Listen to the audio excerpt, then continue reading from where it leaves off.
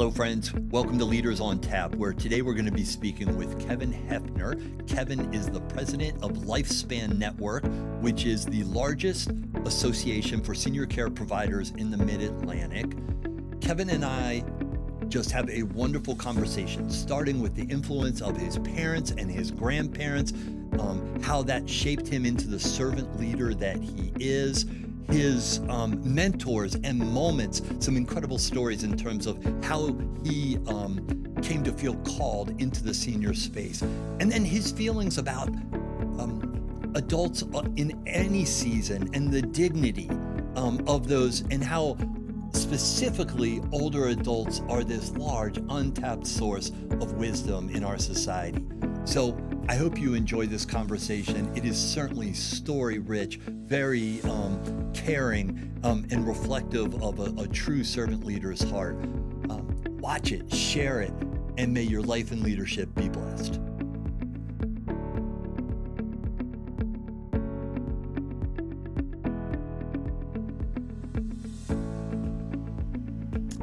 Kevin, welcome. Thank you. Pleasure to be with you. Thank you so much. For our listeners, we have Kevin Hefner joining us. Kevin is the president and CEO of Lifespan Network. So we'll add a little intro at the end of this so that everybody can get to know you more. But Kevin, it has been a pleasure getting to meet you, getting to know you, and I'm very excited about this conversation. Just given what I've seen is your heart that you bring into the senior space and the work that you do. So thank you so much. Oh, thank you, David. It's my pleasure. Really appreciate all the work that you're doing. Happy to be part of it. So as I've gotten to know you, what has become really clear is that your parents have had and are having a real influence on your life, specifically as it relates to the idea of being a servant. So can we start there? Yeah, absolutely. My parents have been central to my life, the way that I view the world, and the way that I approach everything that I do. From an early age, my parents really taught me the importance of the church, the value of our faith and our relationship with Lord, and that continues to play out today. But from a young age, we were taught. I'm one of four. Taught, the importance of being in church, of having a relationship not only with our church family but with the Lord directly, and the importance of responsibility. Taking responsibility for all of our actions, including the foolish ones when we were younger. And, my mother's faith has really played a big role in my life, and the legacy that she has left for not just me and my family, but her grandchildren and great-grandchildren now continues on. So, the importance of responsibility, the importance of valuing others, and the importance of living from a position of servanthood has always been part of the way that I approach everything I do, and that's because of mom and dad. And in fact, you are joining us today from your father's home, correct? So we'll I talk a love little. saying at my father's house. Yeah, man, that's wonderful. And we'll talk more about why that is and how it's related even to the work that you do. But the influence that they had on your life, like I think the wonderful thing about the way God designed, us having two parents, obviously, is just the different influence, right, that they can have on us. So it sounds like your mom was very deeply rooted in her faith, but when it comes to either faith or leadership, how would you contrast what they both brought to the table and the mark that left on you?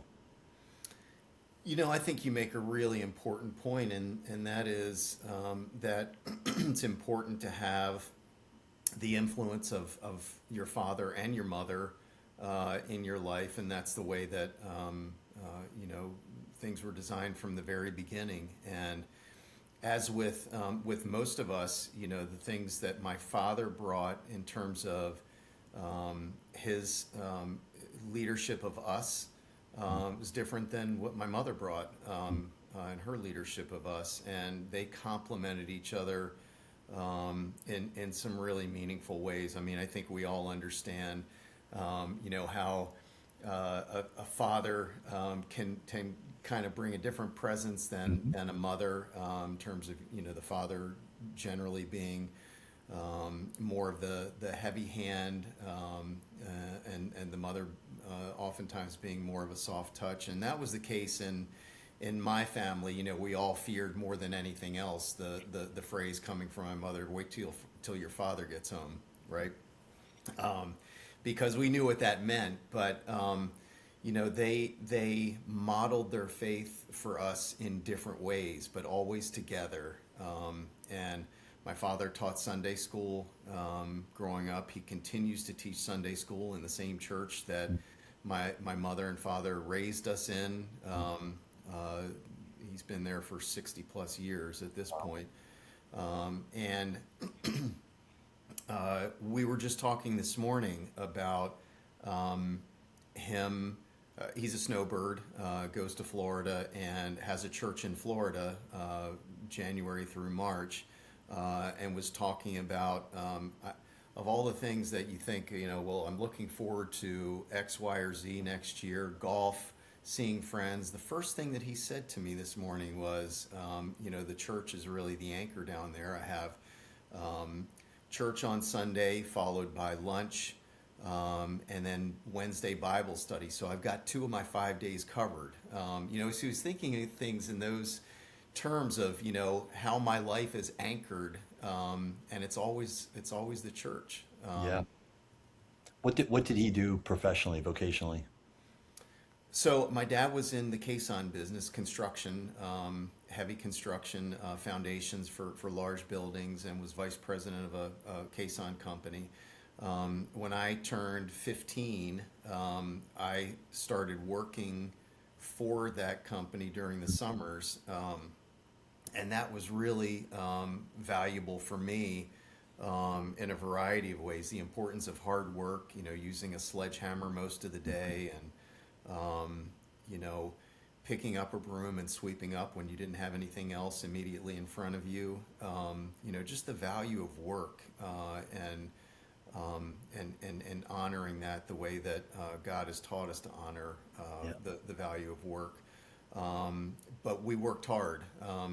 He in the office and me in the shop, and on occasion on job sites, and all of the money that I made working for Dad's company went towards car insurance payments and then college. And so I saw precious little of that, maybe a $20 bill every now and then.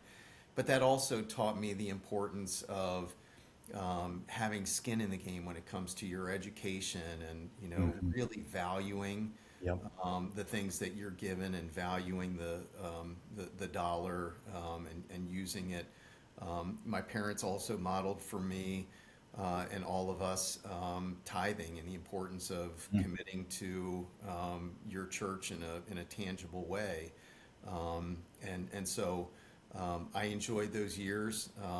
But as he used to always say to me, now you know why you need to get your college education, so you don't have to do this. It sounds like it worked. I'm curious, did you get to see him in his element, and did you see anything different in him at work that like you hadn't seen at home, or maybe even picked up anything from a leadership standpoint there? I did. The way that he treated people that worked for him, and that he worked for, there was no differentiation, David. I mean, the way that he interacted with his boss, who was the president of the company, and the people who reported to him, he treated everybody the same way. And I didn't share this with him until years later, that there was one of the mechanics that worked in the shop that I saw every day. He was a veteran from the Vietnam War, and had clearly had PTSD. And he said to me one time, and this really stood out to me because, quite honestly, I'd never heard him say anything good about anyone. He was just, really had a very hard outer shell. He said, your father is a good man. He treats me the same way that he treats the people that run this company. And that stuck with me because that was a compliment not easily given. And the fact that he said that to me about my father, kind of, really, really had an impact on me in terms of validating what Yeah. I believed about my dad, Yeah. and the way that he would treat you, no matter what your vocation was, no matter what your lot in life was, and whether or not you had anything that you could give back to him or not, he treated you with respect and dignity. So none of that surprises me about the man that I've come to know you to be. It reminds me of the saying. I think the saying is, our kids learn more from what is caught than what is told, you know, and so that's powerful. I hear a lot of leaders say that even they'll use, how a competitor or maybe a company that they're trying to acquire, how they interact with, let's say, wait staff, right? And they'll use that as a gauge for the caliber of the person that they're getting ready to do business with. It's funny, and yet how obvious that is to miss, or how we can even drift away from that, right? In certain seasons, I think. I want to come back to your dad and his church story. What strikes me there is the longevity, which I know is a very used word in your space, but the longevity, the tenure, of his being in a single church. He's got two now, but Kevin, a lot of the Christian business leaders that I engage with honestly are struggling with the church.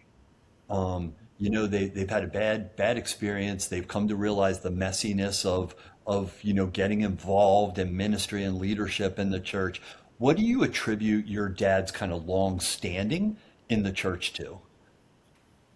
Oh boy, that's a great question, David. I think for him and my mother, it was always about modeling Christ and not modeling individual leaders or other people that you might meet in Mm, the church. I think it's so common that that people who are considering the faith, considering the church, will look at someone who doesn't model at all times, mm, the behavior of the Lord, mhm. and uses that as a reason to say, I don't want to be like that person. I'm not going to be involved. But my parents never really approached it that way. It's always been about Christ, and so they have deep, deep friendships and relationships that go back 50, 60 years with some of the people they've been there the entire time with. And I think for them, they've been able to sort of weather the storms that inevitably come with politics, and some person did this or that, with the approach that it's not about how people around us behave. It's about, we're, we're we are modeling our behavior after our Lord. We're not modeling our behavior after someone else who might be in the church. That's it. I mean, I hear it over and over again. Look at him, look at her, look at what went down there leadership wise, whatever, instead of keeping the main thing, right? Um, quick story for you, Kevin, that I think you'll find interesting. I had the honor and pleasure of officiating a friend's wedding at the Jimmy Carter Presidential Library. And the green room for that, unbeknownst to me, was his office. So they literally said, you can wait back here. And of course, I'm looking at his bookshelf, right? And I'm like, and it looks very lived in, like my office does. It looks very lived in. And on his desktop, he was known for this, but on his desktop were notes for the Sunday school lesson that he was going to teach. And this was obviously long past he had been president. And I was like, man, I'd always heard that that was his jam, that he continued to teach Sunday school and everything. And I'm guessing that it is that same attribute, right? Here you have graduate from the Naval Academy, president, whatever you think of his leadership politically, right? Just an upstanding man that he would come back, humble himself, but if he was looking at the leadership, right? Like I think Billy Graham was the same way, and Billy Graham certainly could have been critical of the churches the church that he attended over time, right? So that is a powerful reminder. So I'll move on from your formative years here, but I do want to hear a little bit more about your mom's faith. I think there is something about a mother. My mother has a contagious faith, while not perfect, was incredibly formative, for me. So what was it that touched your life there?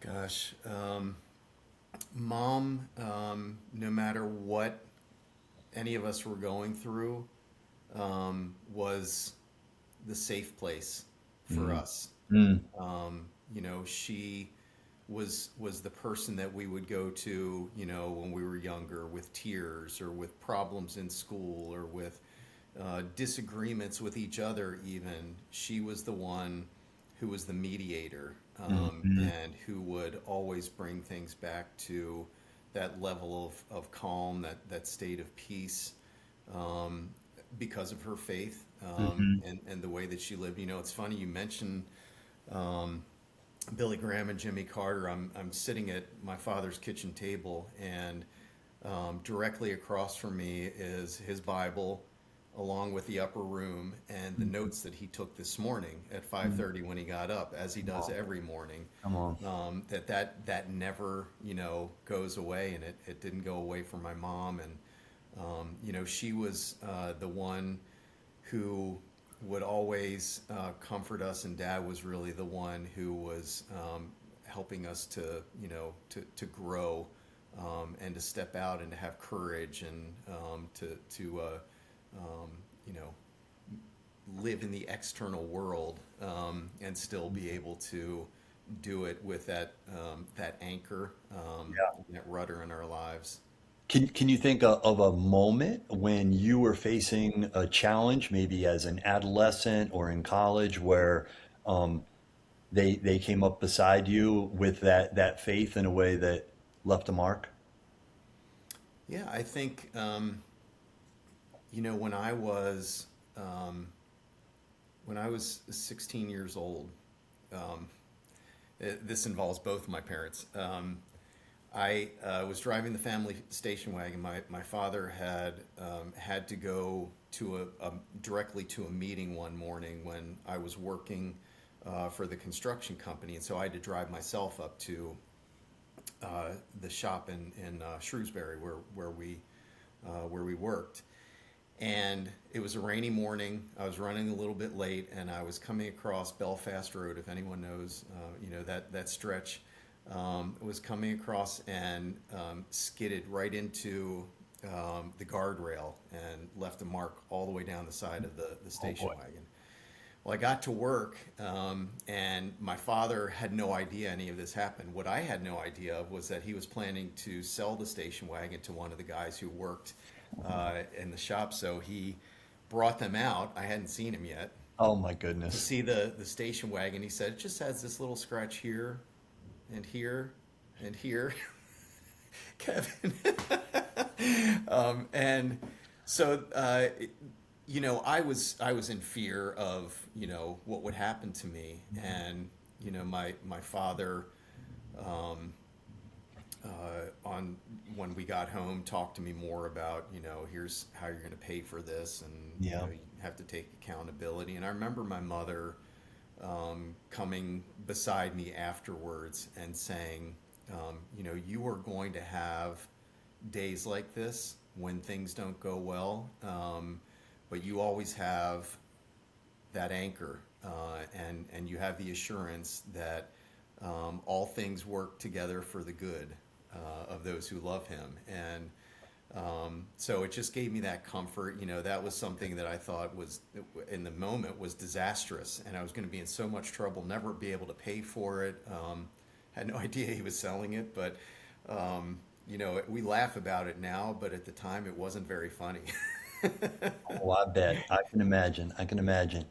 As you're describing that, I think about, and I'm sure we'll talk about this later as it relates to your work, but this idea, this reality that we are made in the image of God, and yet the way you describe, your experience with your father and the fear of God, right? In that moment, and then your mother as a comforter, just really makes me think about the triune God, right? And the peace that we are offered through God, the comfort, but also the accountability. So I know this is going to feel like a weird kind of way to wrap this part of our conversation up, but what are your thoughts? And I'll share mine as it relates to a holy, reverent fear of the Lord. And how does that play a role in your day to day? If it does, just wherever you're at on that. Yeah, I think it does that. It's always been of interest to me when we talk about the fear of the Lord, and of course, that word fear is a fearful word. Right.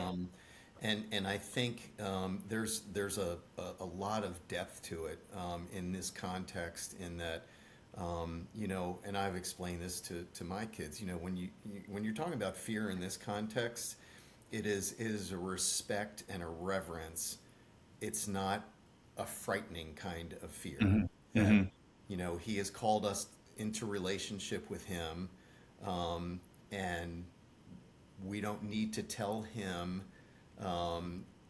every aspect of the depth of us. He created us. He knows it, but He calls us to tell Him that Hmm. and to talk to Him about that. Hmm. And I think there's just, from my standpoint, David, that's a really deep concept, and I think a lot of times people um, understand fear in as it's referenced in the Yep. Bible, Yep.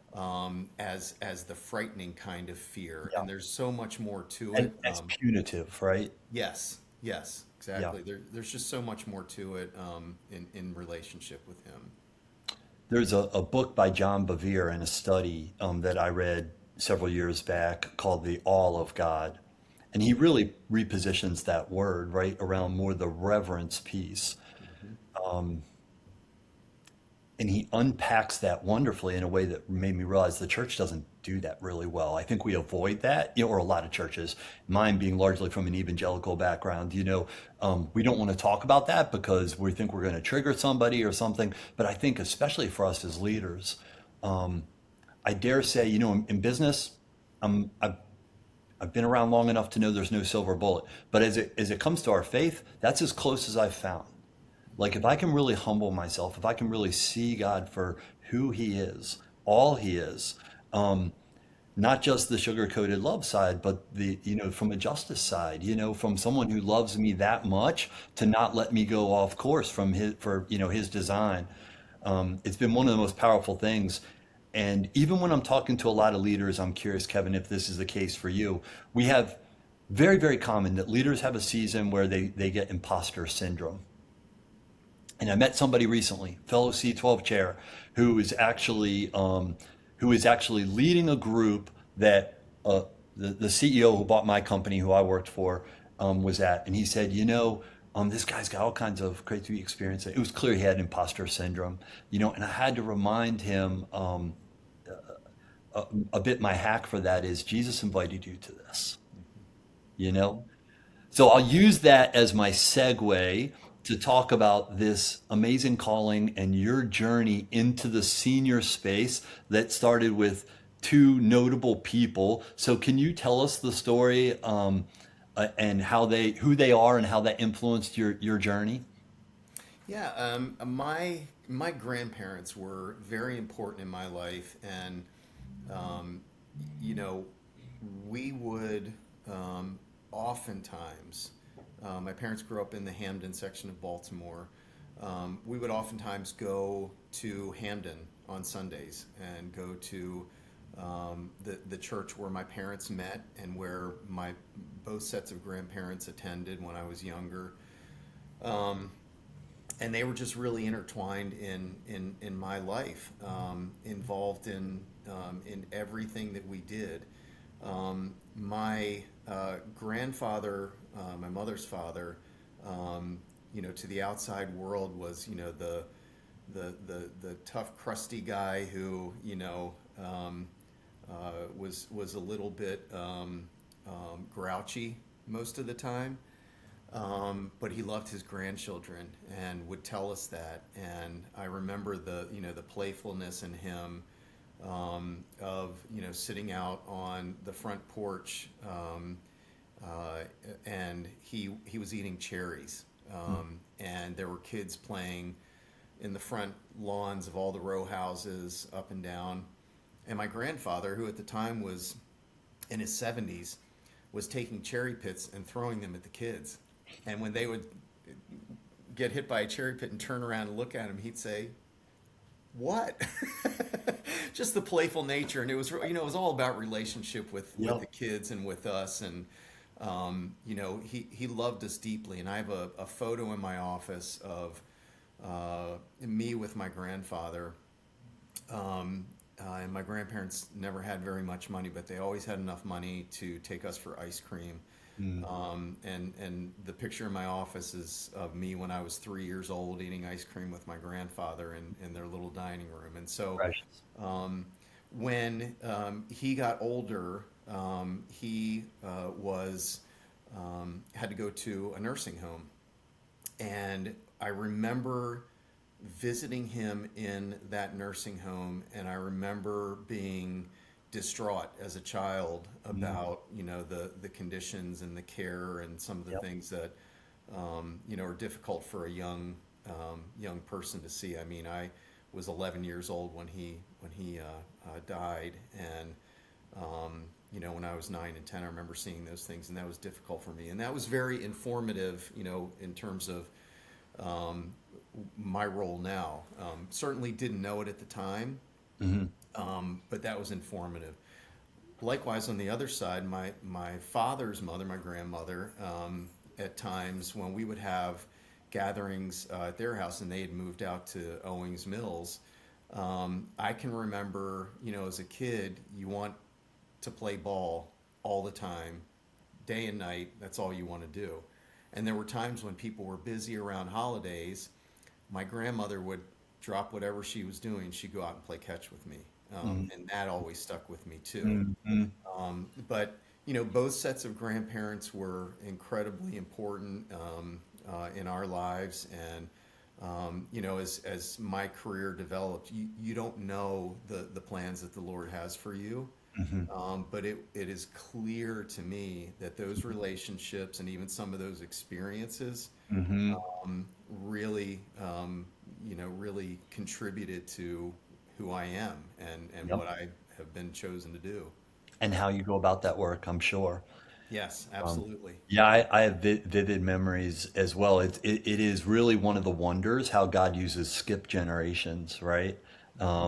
To just shape us in a way, and I'm a new grandfather, like to shape us in a way that, who would have known, I'm not sure I would have considered myself getting down on the floor and doing some of the things I'm doing right now, but it is a pure joy, and I'm not sure my son's real, he's wonderful father, but fathers don't always have the time to do that, right? Like it's a totally different perspective and how God uses that.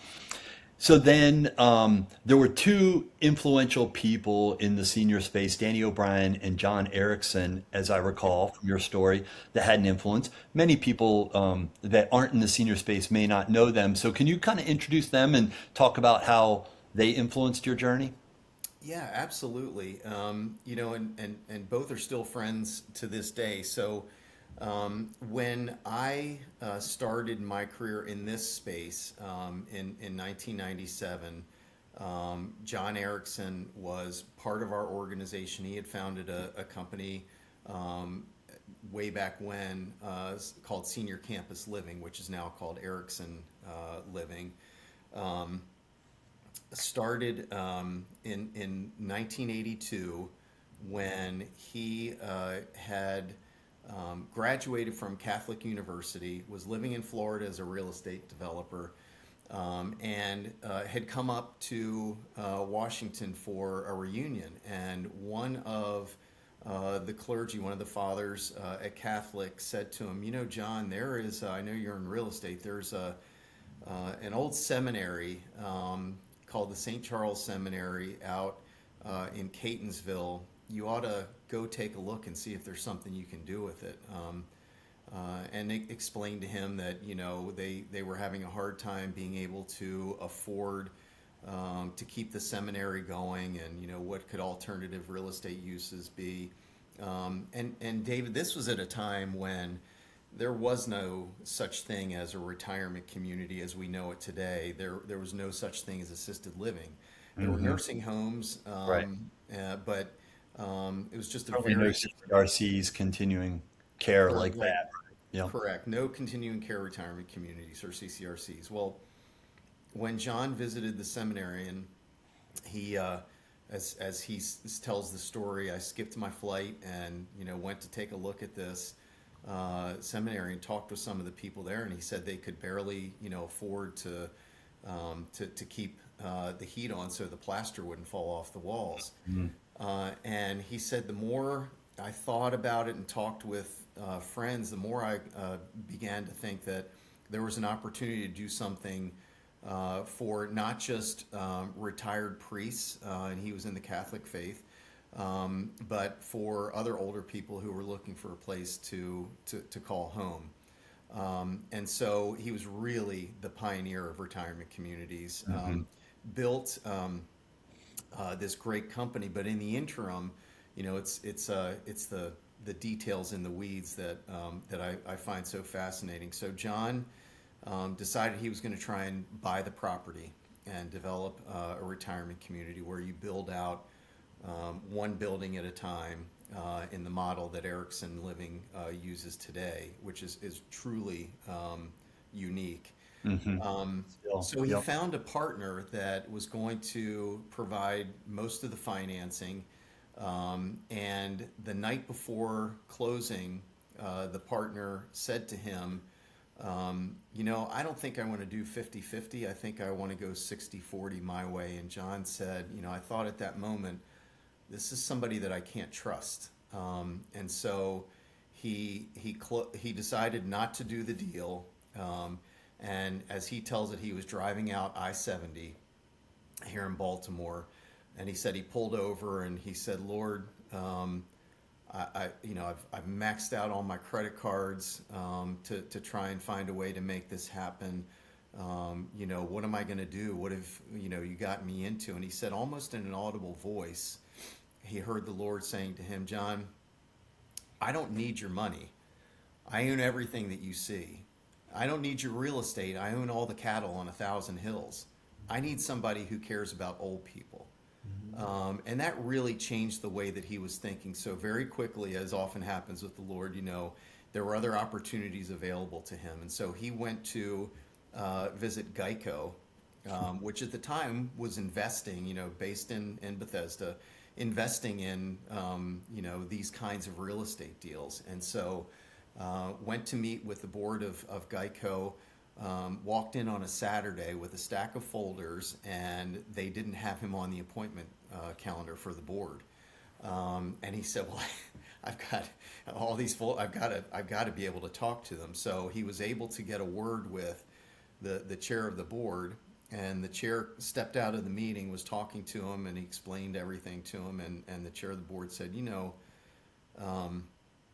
this is probably not something we would ordinarily do," but he said, "I've been traveling back and forth to Florida caring for my aunt, and it is hard on her, it's hard on me. We need more of these kinds of things in the world to care for old people.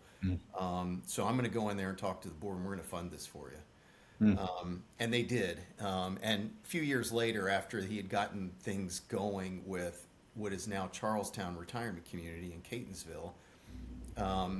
He went back to Geico about paying back their loan, which he was able to do at that point. And they said, board chair said, keep it. We don't need it. You're doing a good thing. And so, the company was 100% his. He grew it. It has now grown beyond, I think, anyone's wildest expectations as a service to older people. Danny O'Brien, David, Hey, is Kevin, real quick before you go to Danny O'Brien, I just want to highlight what, and this isn't prosperity gospel by any means, but to me, the favor that he experienced there, which is extraordinary, right? Like he walked into a board meeting from Geico and walked out with a deal to buy this, so it had to be a significant amount of money. Is the difference between opportunity and obedience, you know? And if we can, just for a second, having been in that space a little bit, a funny story, I don't know if I told you, Kevin, but at one point we were doing some work for the then retired CEO of Intel. And he had a place in Montana. And he was at a conference like the kind that Lifespan hosts, a different nonprofit. And he gets up on stage and he talks about the incredible care. He says, most of you don't know, I've got, a separate little company in Montana. And he talks about the incredible care that his staff gets there. And he talks about how the doctors come to them, how they have wellness visits, how they have digital records that they can look up online. And then he goes on to reveal that these are his horses. And that in fact, for all the employees that, he led at Intel, he had no such thing. And so he was basically taking a shot at the senior space, right? A couple years later, I'm in Miami and I meet John for the first time. Didn't know him well, but met him, and his yacht was out there. And in fact, I learned that they had digitized the health records of everybody that lives at Erickson, and they were on a thumb drive, such that if you took a cruise, you could take your health records with you. And I was like, that's pretty cool. Sometimes, and I'm sure you experience this, I want to get to it. It seems like transformation in an industry, maybe especially the senior care industry, can seem slow and painful. But to me, that was a wonderful kind of full circle moment. I had nothing to do with, but to be able to see both ends of that. Can you, before we move on to Danny O'Brien, can you just talk a little bit about John's influence on the industry, and then maybe you from a leadership standpoint, innovation standpoint? Yeah, absolutely. John, and I've heard this described by Danny, who we'll talk about, and others. John has a much higher risk threshold than most people do. That's an ingredient that, and most all of the successful entrepreneurs that I've worked with, like you, have a willingness to go places that others might not, and to step out in faith, even in a business sense, Yep. to do transformational things. That's always been John, and what John created in 1982 is still unmatched. There are no other retirement communities in the same category as Erickson Living. Their communities typically have about 2,500, 3,000 residents. Now, there are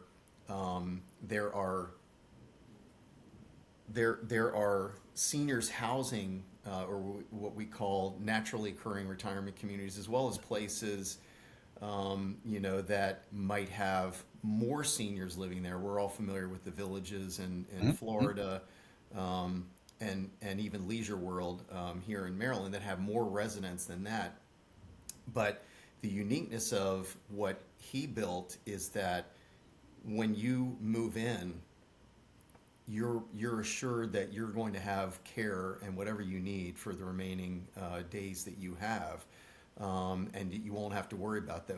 People often say, "I don't want my kids to have to worry," and that model enables them to provide the care and services so the kids won't have to worry. But John like a gentleman named Paul Clausen who founded Sunrise Senior Living.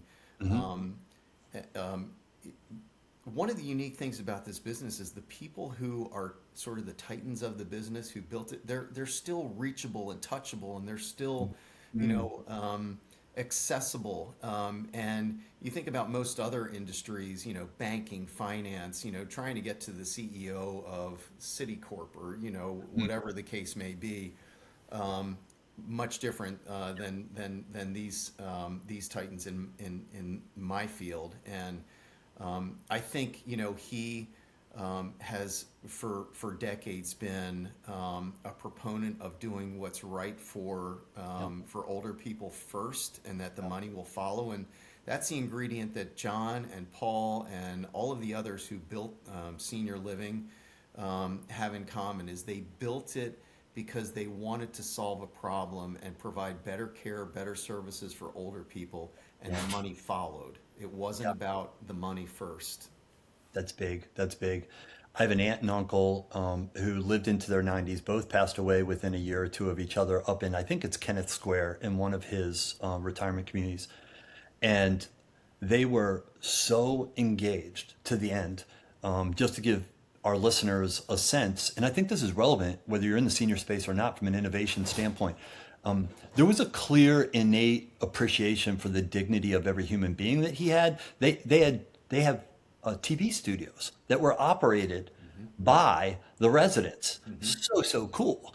Um, and when my aunt and well, my uncle and then finally my aunt passed away in the past couple of years, my cousin who lives on Fifth Avenue in New York City said, "We want to, her and her partner want to live there."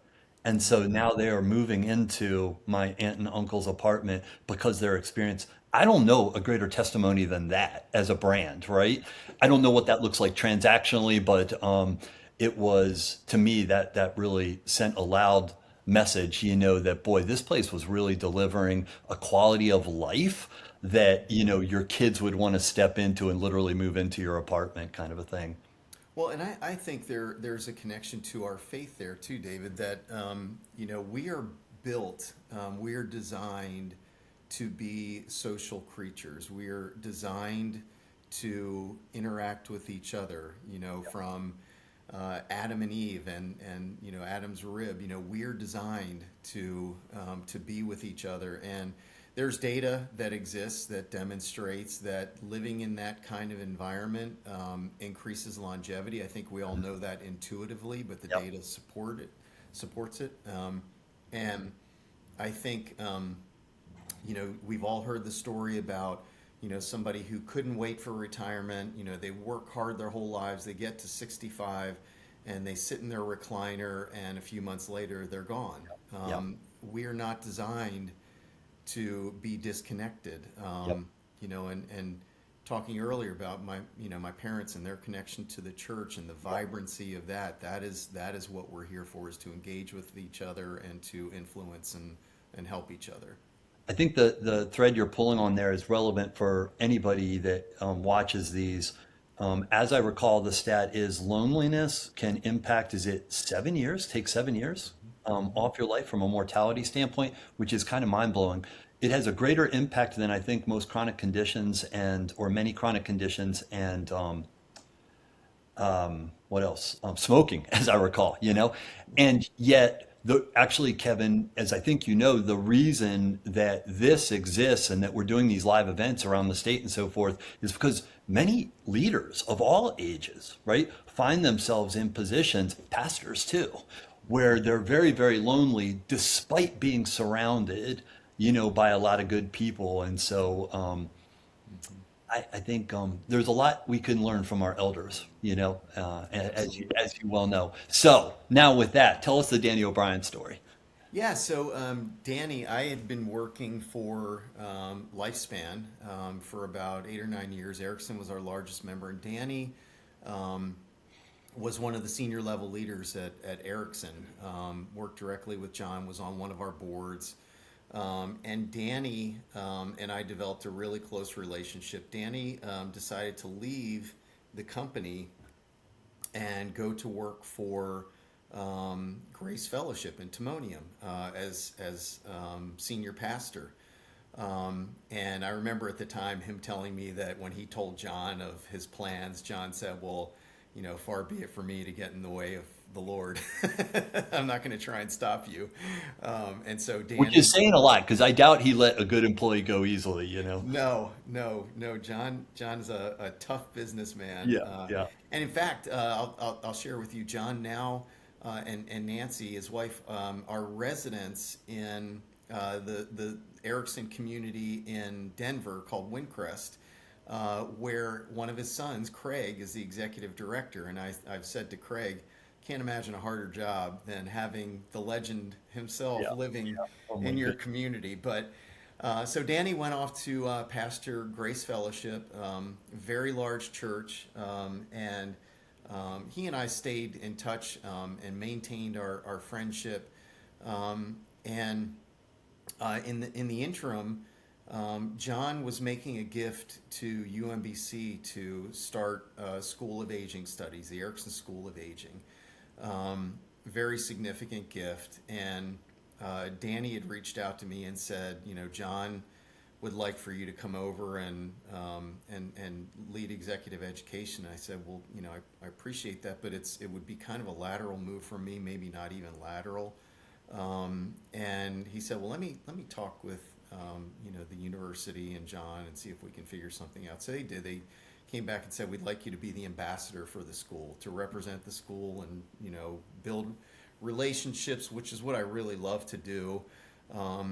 Which we never see the end from the beginning, but the Lord does. And that experience, he came back and said, we want you to be the ambassador. And I said, well, let me think about it. I just need to talk with my family. And he said, well, let me just tell you this. You only get one chance to say no to John. And that's always stuck with me. And John, we have a relationship, to Yep, this yep. day. So I went to work for the Erickson School in UMBC and began to develop relationships with leaders all over the country, going to all these different conferences, and that really sort of fed into my role now, which I didn't know, that I was going to be coming back to Lifespan, but those experiences were integral to what I do every day. Yeah. And so while I was at the school, Danny called and told me, this is 9 years later, I'm leaving the church and I'm going to start my own home care agency. And I said, well, tell me more about that. And he said, I've kind of got the best situation for launching a business like this because I've got an entire congregation of people who know that I've been in this business before and I understand how it works. Pastor's heart. But also I'm their pastor and they trust me. Yep.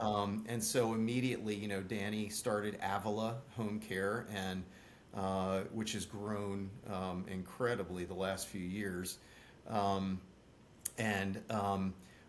When I was invited to come back and work at Lifespan, it's really the only, as I told Danny, this is really the only job that I would leave UMBC and the Erickson School for, except head coach of the Baltimore Ravens, and I'm pretty sure they're not calling. You had an opportunity there. Right. So I started back with Lifespan in 2017 with Danny's new company, Avala, as a member. And fast forward a few more years, Danny had decided to retire and turn his business over to a wonderful young guy named Will Cox, who's the CEO now, and moved to Bethany Beach. Well, I kept in regular contact with Danny and was talking with him one day over Zoom, just one of our regular catch-ups, and I said, we post-COVID, we are all learning to work much smarter and using virtual meetings and much more efficient with our time. Wouldn't have been a consideration before, but we were thinking about moving to Ocean City, which is where we always, wanted to be, and be in the office a couple days a week. And I knew Danny had been through this in his transition with Avala. And this is really at the heart of my story, David. So he said, I just encourage you, just do this.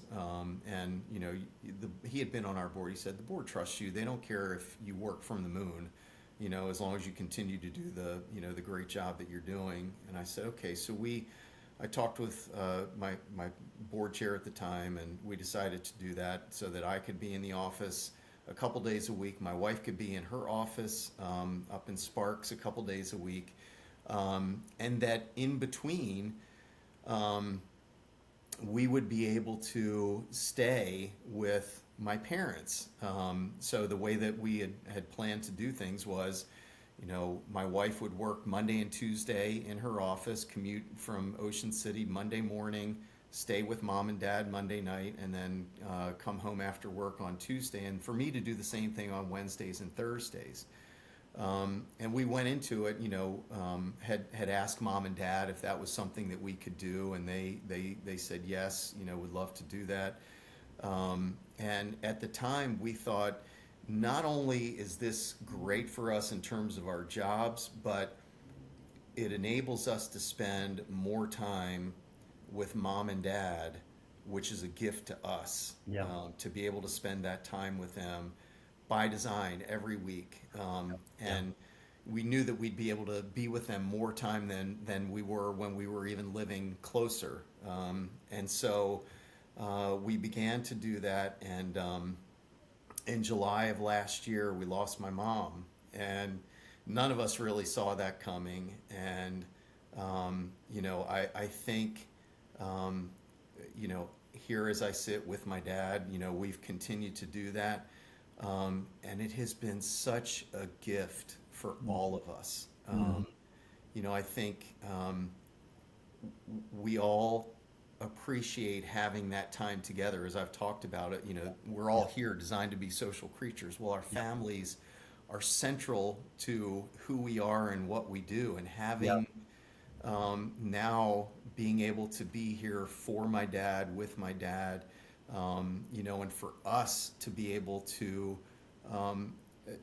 spend the time with him. And I have to tell you, like, I've my whole life, my dad's been my hero. And these last couple of months, you know, 8 months, 9 months, I've heard stories, you know, and spending time with him that even I never knew after 59 years. And it's been such a gift. And as I said, you know, earlier, we don't see the end from the beginning, but the Lord does. And all of these steps in my life, personally, professionally, He has designed them with a purpose in mind, you know. And so that would just be, you know, my message to, you know, young people who are thinking about what they want to do with their lives is, you know, let the Lord lead you and let Him take you in directions that you may not have ever thought about or may not even want. But if you feel led, you know, go there, because He's got much bigger ideas in mind than you ever had. That's awesome. That's wonderful. I love how you stepped into that. I love how you can appreciate the value and the richness of that time with your mom and now your dad. Oftentimes, and I'm sure you hear this as well in our society, people that, and you're not, we're all caregivers, right? For anybody not in the space, we're all caregivers. You didn't step into that to be a caregiver. You stepped into that to spend time with your parents. Yet often, Kevin, I will hear people refer to the idea of spending more time with their elderly parents or grandparents as a gift they would have never asked for. Um,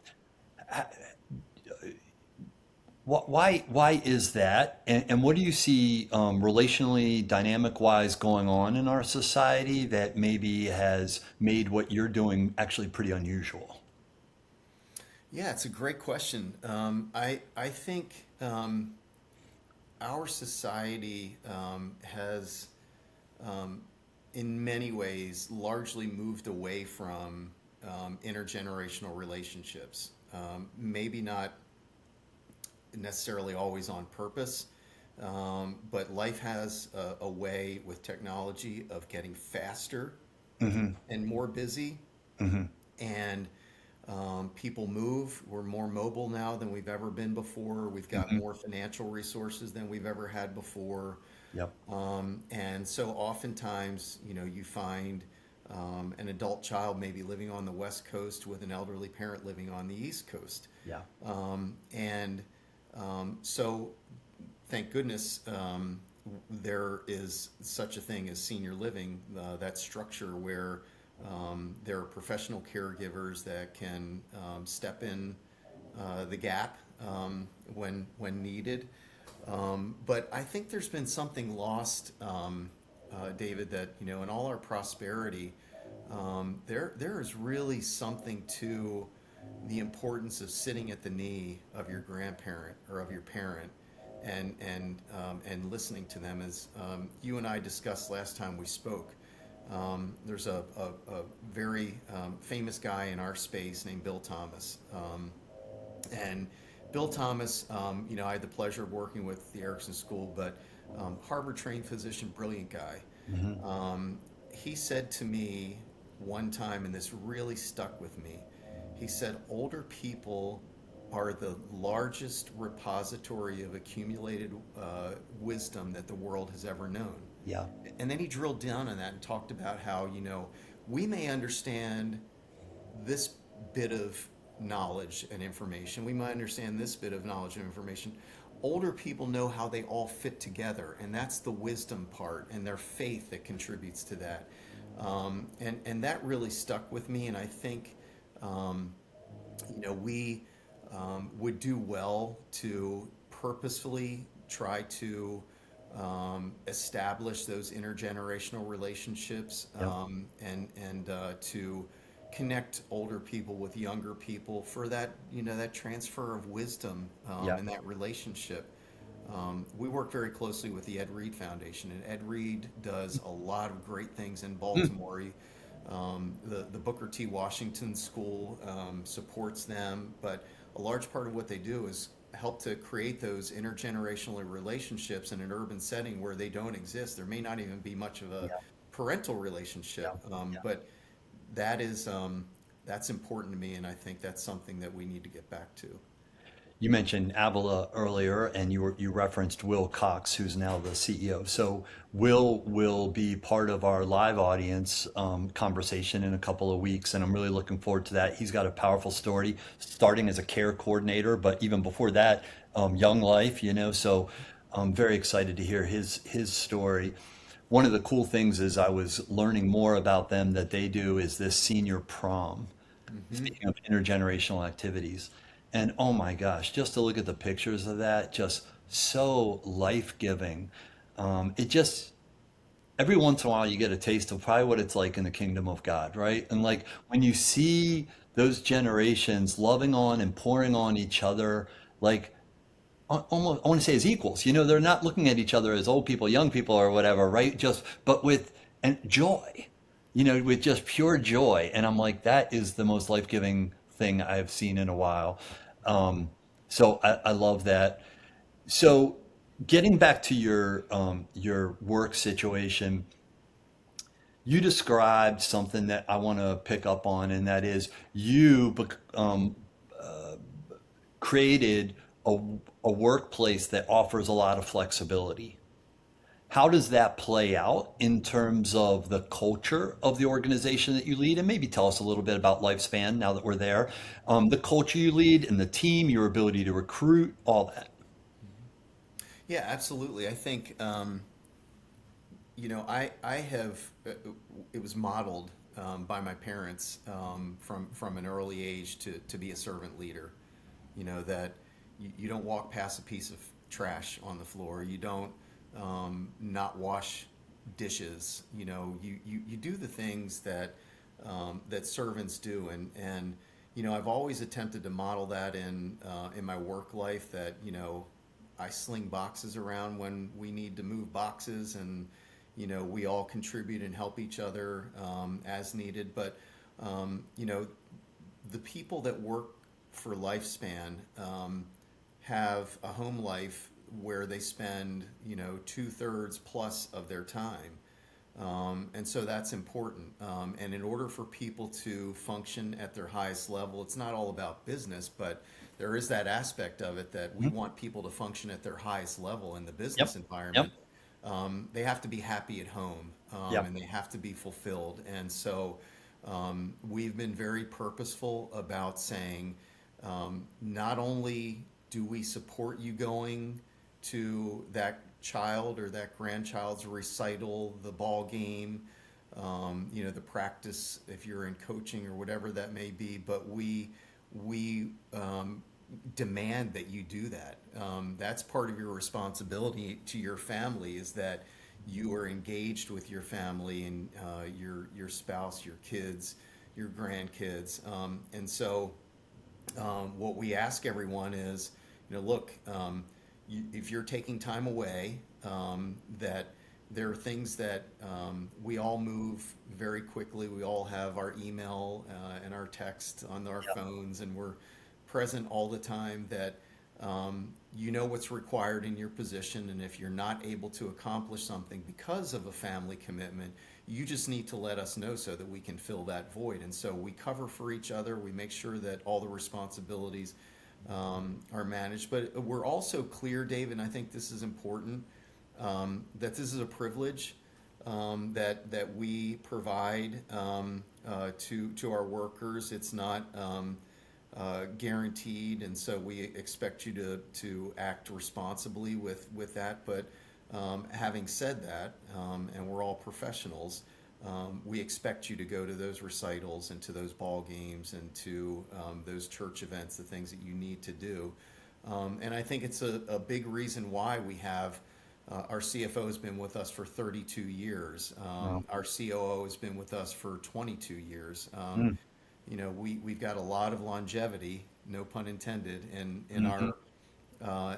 our association, and I think that translates to the relationships and the reason for our prosperity and our growth in some ways is that our members see that culture, Mhm. and they also understand that if they have a question about something that doesn't relate to me necessarily, Yeah. that they have the authority to reach out to someone on our team. I'm not a gatekeeper. Our team communicates constantly, and we share with each other. And you can pick up the phone or drop an email to somebody on our team that can answer your question, and they'll keep me apprised if I need to be. And I think that culture is a large reason why our members, really appreciate the engagement of the association, because they know the kind of culture we have, and that we're there to serve them. We are servants. And as I always say, we serve the professionals that serve older adults so that they can improve the lives Yeah. of older adults.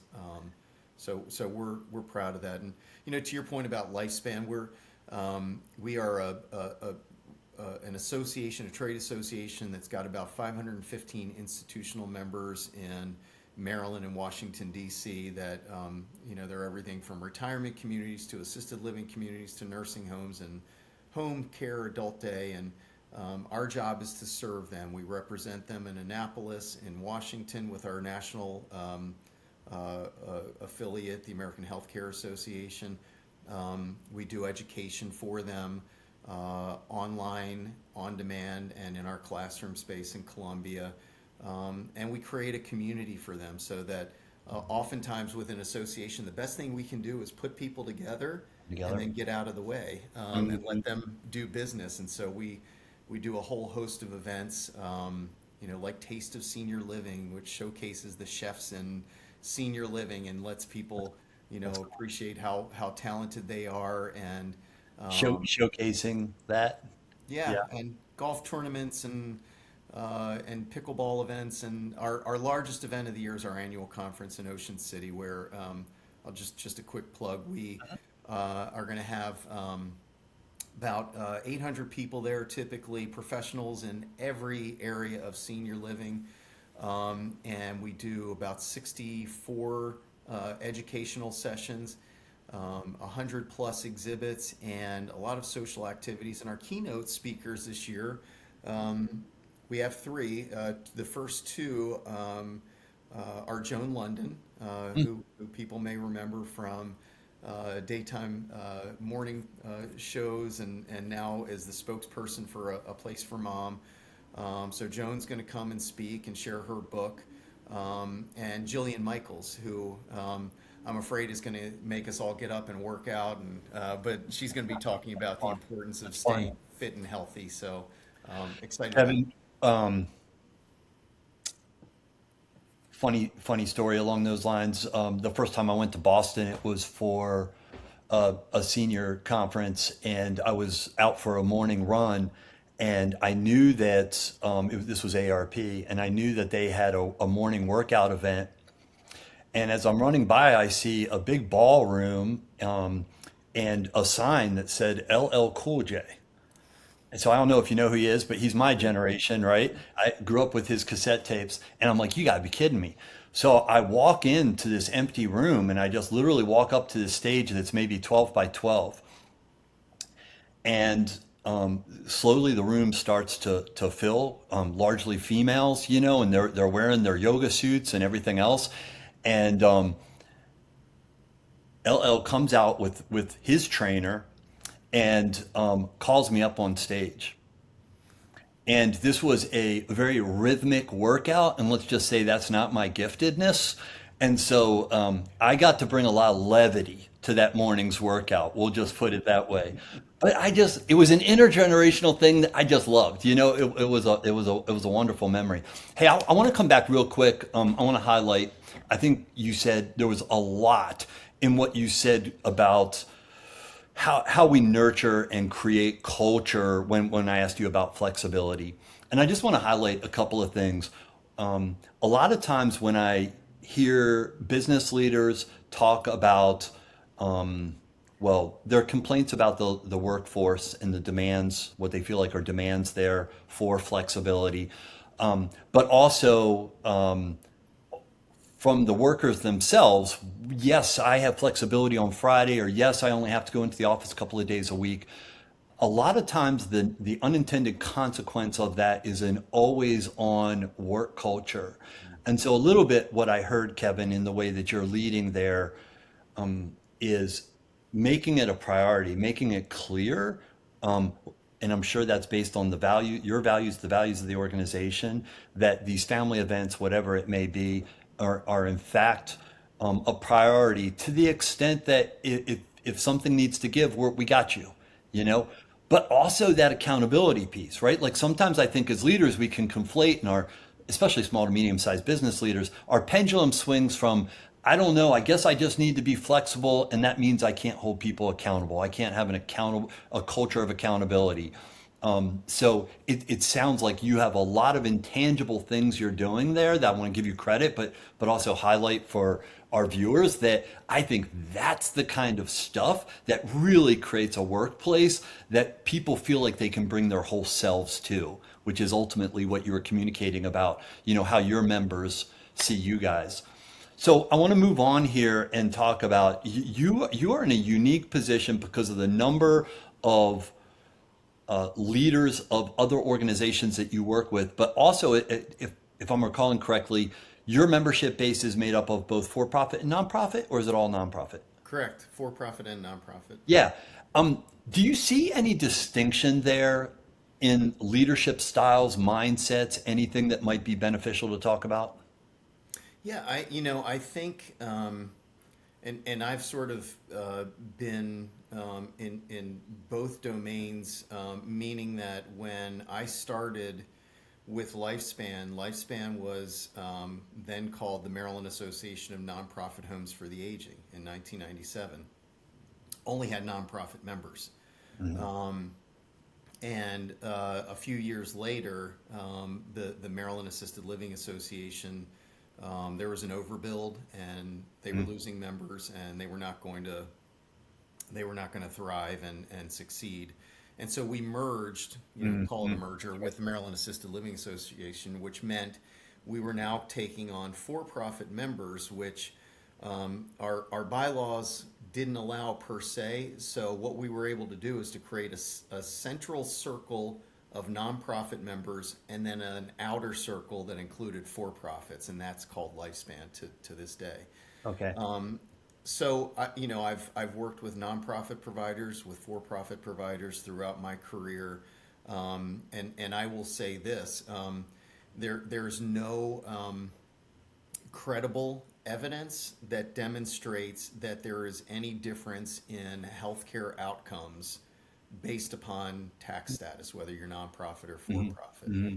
Having said that, obviously, with tax code and the IRS, the reasons for doing things are different. You can have the same outcomes, the same processes, the same procedures, but the design around why you're doing what you're doing is different. So we work with and have members who are nonprofit, faith-based retirement communities all over the state of Maryland. We have for-profit assisted living and skilled nursing members who are all over the state. And they may differ in why they're doing what they're doing, whether there's a profit motive or whether there is a different kind of motive that resolves more around mission.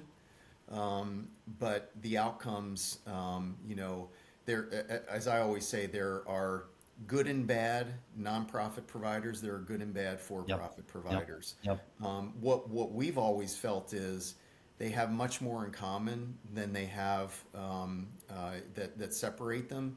And are able to share ideas, are able to share methodology, are able to collaborate on, on programs together. And we have always, I think it's the primary reason for our growth over the years and our success is that we have brought people together with the idea that we're stronger together. Yep.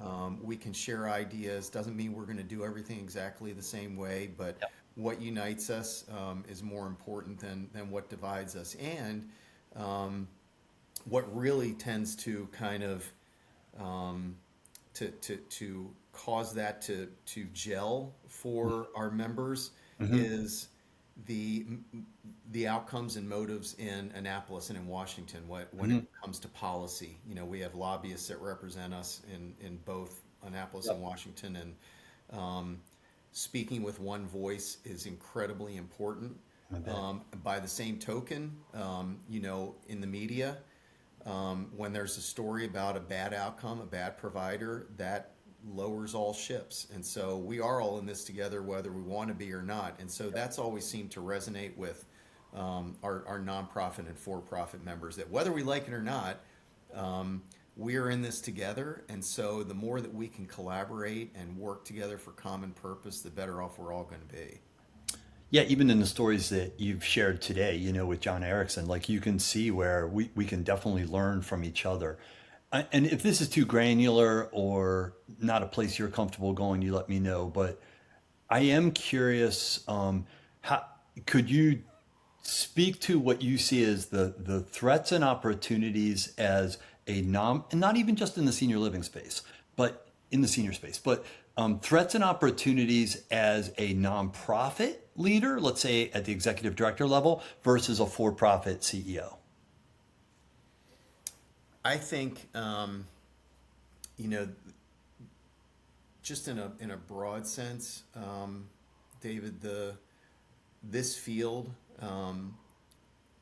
I would not want to be in any other place at this particular time.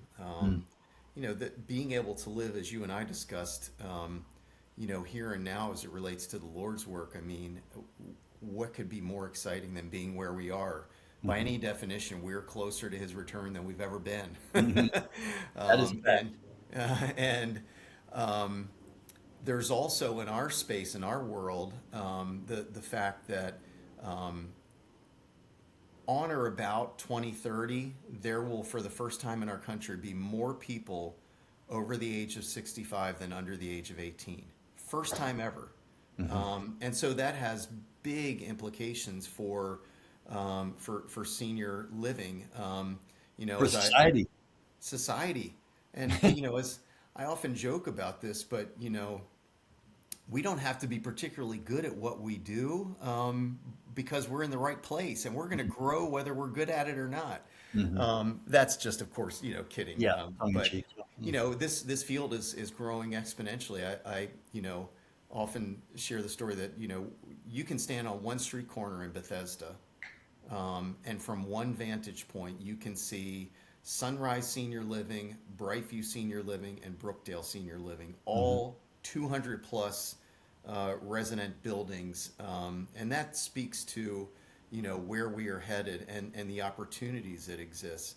I think the challenges are, can we get enough people to decide to go into this career in Hmm. order to meet the need? And so workforce has always been one of the biggest challenges for our space, getting people to decide to become professional caregivers, which by its very nature, Yep. it's hard work. It's not highly compensated work, and sometimes underappreciated, but it's noble, and it Yep. is of value Yeah. to the Lord, and in our field. And so we're doing more and more creative things to try to meet that challenge Hmm. um, that exists. And so we're working with the governor's immigration czar on getting resettled Right on. immigrants into Yep. senior living. We're working with a veterans group to try and get veterans who are medics into senior care. So more creative things. In terms of threats, I think we're always worried that there are going to be bad actors who decide to get into this space just Hmm. because of the financial Hmm. opportunities that The exist, vulnerability. Yep. that who are not getting into it for the reasons that John Yep. Erickson and Right. Paul Clausen got into it. And so, the best way to mitigate that, I think, is to get better at what we do and propagate what we do, from existing providers who know what they're doing, who care, Yep. and to grow as quickly as we can, within reason, in a measured way. And so that's what I see on the horizon, is just great opportunities, Yep. and some threats that would be from the outside, Yep. disruptive innovators that come in from outside who don't necessarily have the best intentions or the best motives. Right. The right heart and motive. Yeah, just to give some scale to your point about the labor and caregiver issue. In my last chapter, we had 100,000 caregivers. We had 80% churn and 20% roughly growth. Hmm. The math on that was mind blowing to me. And we're not just talking about, and this was, we deeply cared about and loved on our caregivers, right? But it's hard work, as you know, right? And these caregivers, it's very intimate work. As you know, many of them end up at the person's funeral at the end of their life because they've become such a part of the family. Um, but to find those people was incredibly hard. And it really was the game, if you will. Like that sounds a little callous to talk about it that way.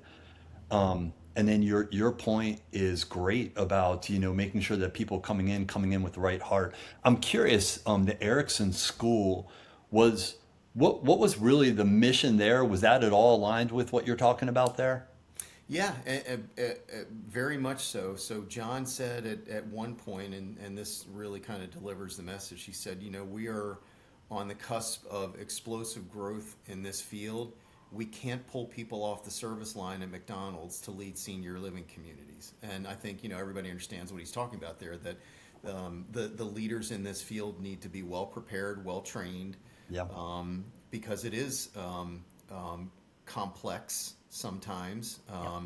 Behavioral health has gotten much more Yeah. complex with Yeah. older adults, and there's got to be some sophistication of what people are doing. So, to that end, he helped to establish an undergraduate degree program that still exists in management of aging services, a graduate degree program that still exists in the same. And I will tell you, because I went through the graduate program myself, I use it every day, and it's important. So the tenets of the school, are the same as they've always been. That there are three legs to the stool: business management, aging, and policy. And so you have to understand all three domains. You have to understand how to read a balance sheet and an income statement. You have to be able to understand what happens as people age. Yeah. And you have to understand the very complex and very significant policy issues that are discussed in Washington and Annapolis that affect what senior living operators have to face every day, from reimbursement to regulatory requirements. And so all three of those things you have to have an understanding of in order to be effective. And so the school continues to develop leaders in those spaces with the hope that they're the next generation. What would you recommend? I imagine this is a big part of your work and mission is preparing the next generation of people who are going to be able to support our seniors. What would you recommend to somebody who might be thinking about that, whatever their age? Yeah, two things come to mind for me. Number one is it's not just the Erickson School. There are many other academic programs that prepare people. I know the University of Massachusetts has a program. Washington State has a program. USC, Southern California, has a program. I'm partial to the one at UMBC because I know what it's done for my career. But to do the education that you need to in order to be able to start your career, in a place where you can really grow and lead. And the second thing is, and this is just a sort of a very broad thing that applies to whatever field you're in. Be purposeful about developing relationships and growing your network. It is incredibly important. I try to teach my son, that same thing about, get on LinkedIn, get connected to people, go to in your area the professional networking events that take place, become part of groups like C12, and there are just so many things that are important to growing your network and your career.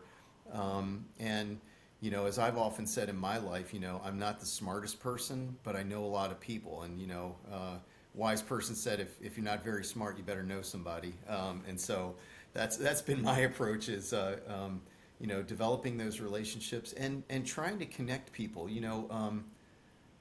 I'll tell just this real quick story. My son is graduating in 5 days with his MBA from Salisbury University. Played football there, had a great experience. One of his roommates and friends graduated from undergrad last year, last May, and didn't have a job lined up. So I said, come to the Lifespan annual conference. And I knew that he had grown up largely with his grandparents, that, for different reasons, he spent a lot of time living with his grandparents and had that relationship. And I said, come That to the bond. Yeah. yeah, and so he came to the conference, met a bunch of people, and just this past November started work at Brightview Senior Living in Hunt Valley.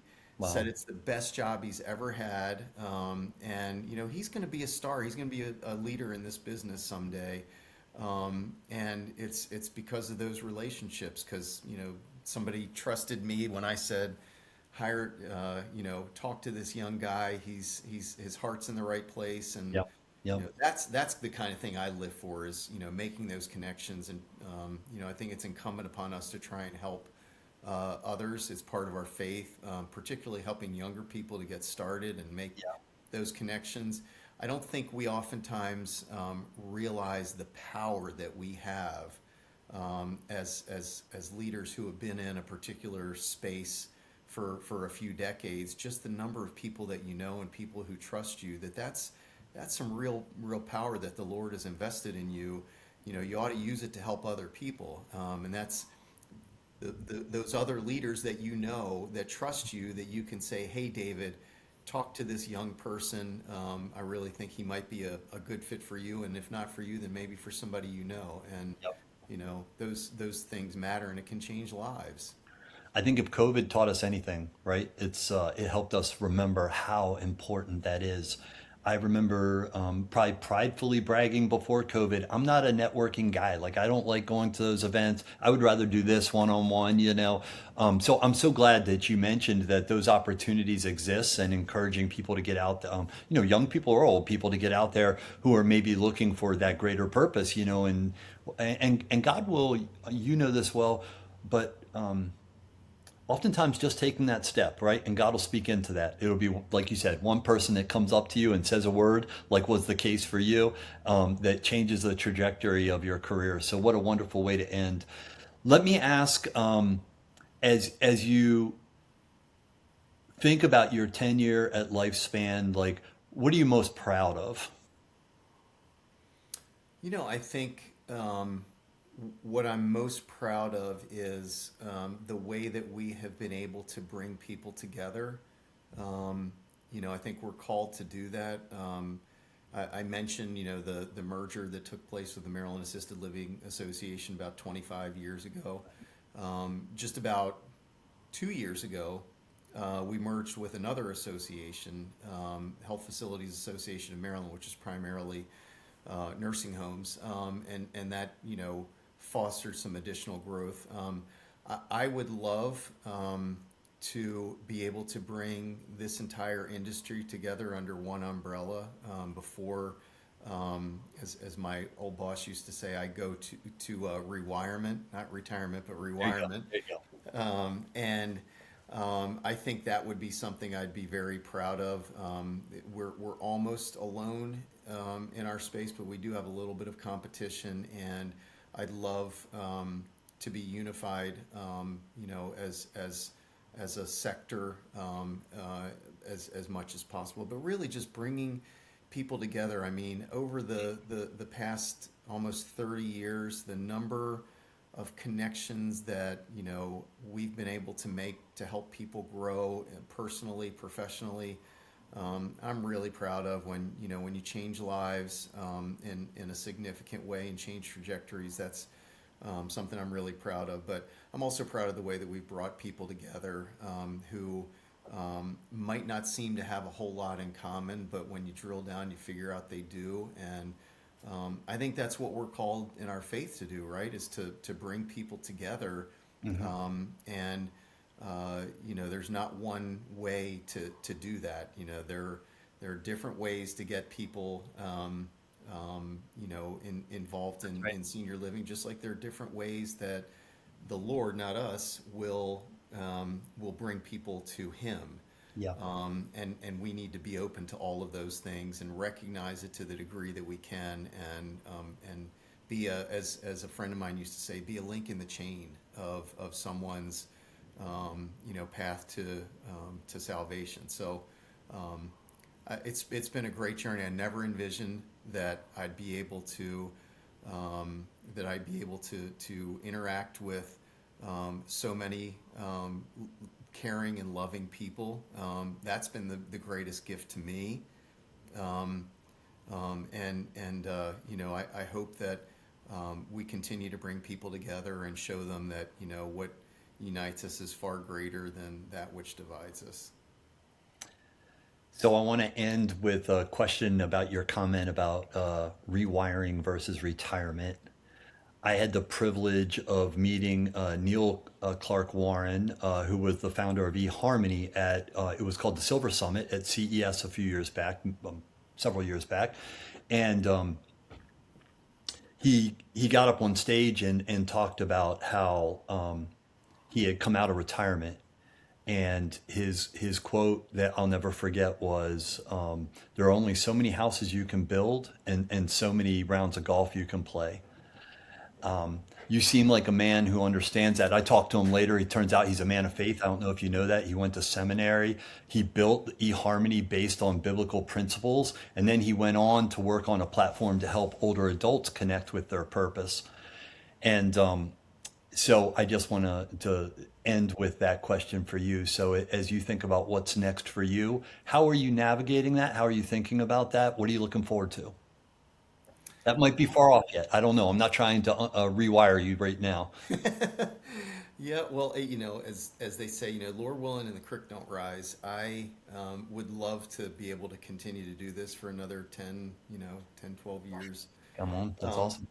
I love my job. I love the people that I work with. And uh, but my assistant is retiring at the end of the year, which I've been saying since she told me that she was doing that, that the jig is going to be up for me because they're going to figure out that you're the one doing all this. Oh, But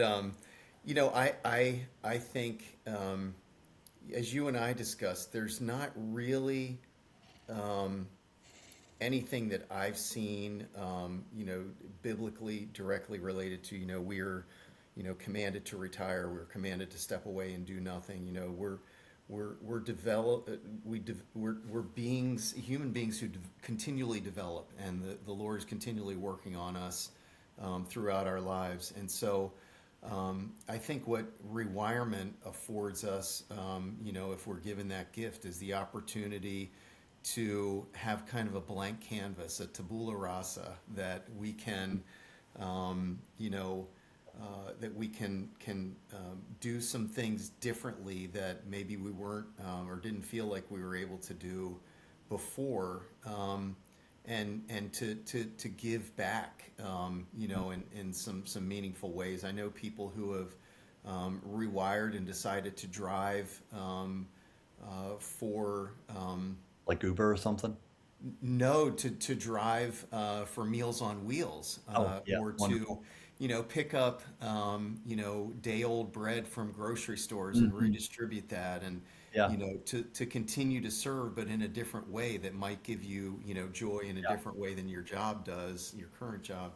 And so I don't know what that's going to look like for me if I'm given that gift, but if I am, I plan to use it, and to find ways to in a manifested way, express gratitude for what the Lord has given me and give some things back in different ways. And I don't know what that is now, but he does. I love that. You sound open and you're just kind of, hey, look, probably looking for signals and signs. And so that's wonderful. Kevin, your humility, your perspective on life and leadership is a real inspiration. And what's so telling to me about our conversation, this conversation, is that I did not have to ask a question that I almost always ask, and that is, how do you think about your faith in the context of work? So even as you're leading in the nonprofit space and the for-profit space, it is so clear and evident, not just by your actions, but your posture. So thank you. It is truly an honor to have gotten to know you and to have these set of stories that we can now share out. Well, it's been my honor too, David, and I'll share with you as it relates to C12. One of the things that C12 taught me, and in reflection after the day that I was able to spend with you and the group, is that the things that we have in our office environment, if we've got an office environment, are in many ways conversation starters. And so I have, family pictures, things that I'm proud of, my family. Mm, Not a big believer in the, what they call them, the vanity wall, where you put all your mhm, diplomas or whatever. I don't mhm, have one of those. But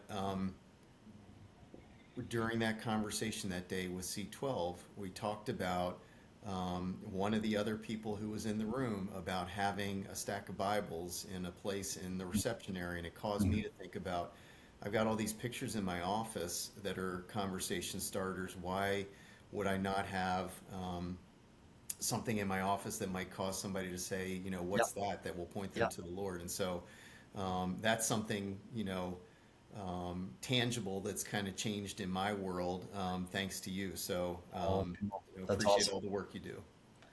Yeah, thank you, brother. And that story is a powerful one. And just to be clear for, the audience or anybody viewing this, I think I know that bringing your faith to work doesn't require that we put Bibles in the lobby, right? But sometimes we're called to that. And that story in particular, I think that was AJ. He would end up having, an employee who was going to take their own life if it wasn't for this Bible they picked up at the last minute when they returned the company truck. And so, just being responsive as I sense that you are in our daily walk, right? Whether it's when we're on Zoom or walking through the hallway in our offices to, hey, where is God leading me? And even as planners, I'm more and more convinced I love, love, love planning and thinking about the future, but that's our highest calling, just to walk faithfully in the moment.